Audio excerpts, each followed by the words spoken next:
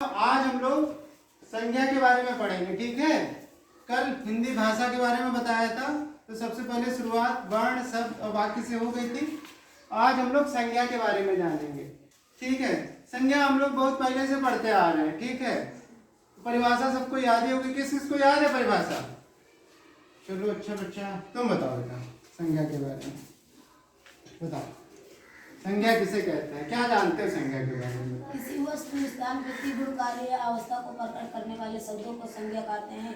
संज्ञा के 5 भेद होते हैं। पहला है जातिवाचक संज्ञा, दूसरा है व्यक्तिवाचक संज्ञा, तीसरा भाववाचक संज्ञा और चौथा है समूहवाचक संज्ञा और पांचवा है द्रव्यवाचक संज्ञा। ठीक है, सब ताली बजाओ।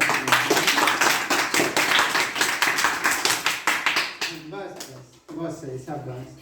देखो बच्चा, संज्ञा के बारे में हम लोग पढ़ते आ रहे हैं, लेकिन 7 में ही पढ़ाया, आज 8 में फिर से क्यों पढ़ा रहे हैं? तो वही अगर फिर से हमें पढ़ाना होता तो आज क्यों पढ़ा रहे होते? ठीक है, इसलिए दोबारा दूसरे तरीके से सीखेंगे।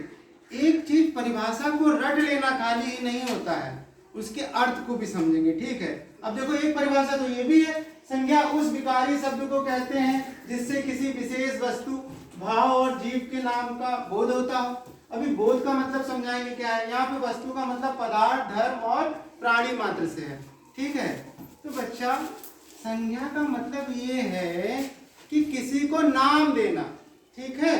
परिभाषा जो देख ली वो तो अलग बात है, वो भी परिभाषा सही है भी, लेकिन उसे समझना चाहिए।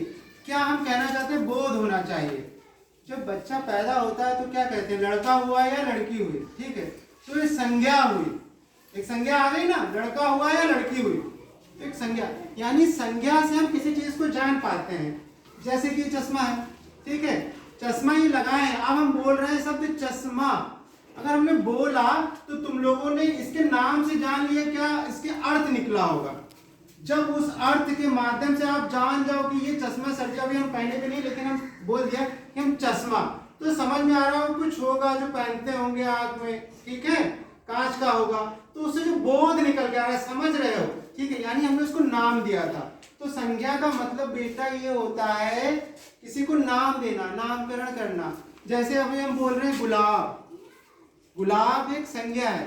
इस संज्ञा में क्या अर्थ निकल के आएगा, बोध हमें क्या होगा, एक फूल होगा, ठीक है, लाल रंग का हो सकता है, गुलाबी हो सकता है, उसकी संरचना समझ में आ रही होगी, उसकी खुशबू समझ में आ रही हो, तो उससे उस चीज का हमें बोध हो जाता है, ठीक है। अब जैसे एक चीज बोला बचपना, एक भाव है, ईमानदारी एक भाव है।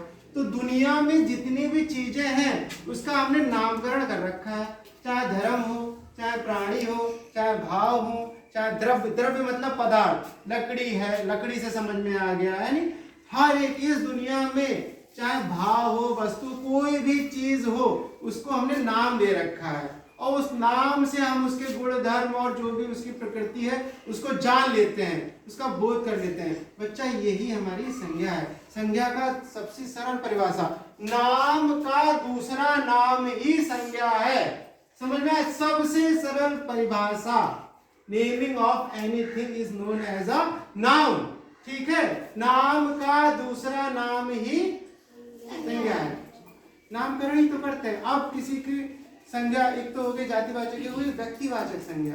अब जातिवाचक हो गए तो बहुत, जैसे लड़का है, लड़की है, अब किसी को स्पेसिफिक नाम दे दिया, यानी उसमें भी किसी को नाम दे दिया। अब कह दिया अभिषेक, अभिषेक एक नाम है, संज्ञा है। जब अभिषेक बोलेंगे, ये तो नहीं बोला कि लड़के खड़े हो जाओ, 5 लड़के खड़े हो जाओ, कौन सा लड़का खड़ा हो जाए, तो उसमें बिल्कुल स्पेसिफिक कर देंगे, अभिषेक से अभिषेक कहा तो अभिषेक ही खड़ा होगा, तो व्यक्तिवाचक संज्ञा हो जाएगी, ठीक है बेटा। समझ में आ गया? आज के लिए इतना।